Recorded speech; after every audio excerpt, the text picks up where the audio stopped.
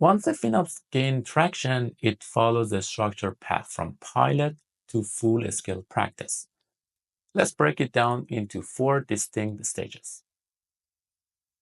Before you can implement FinOps, you need to understand what are you spending, who is spending it, and where the biggest cost drivers are.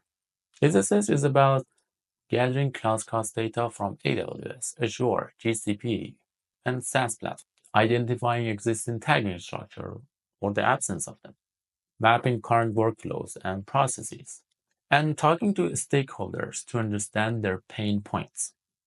The goal? To create a baseline understanding of where you are today so you can measure impact later.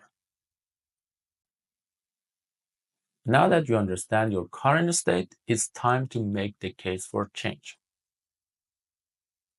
In this stage, you identify one team or project to run a pilot. Build a simple dashboard to visualize key metrics.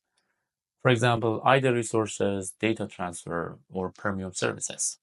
And then set the clear objectives, such as reduce either resources cost by 20%, allocate 90% of cost to specific teams or projects, or improving forecasting accuracy by 15%.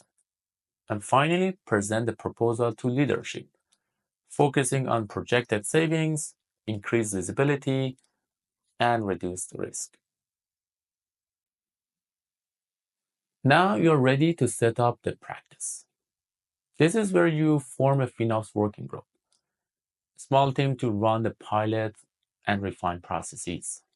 Define workflows for cost tracking, anomaly detection, and cost reviews. Set up dashboard for engineering, product, and finance.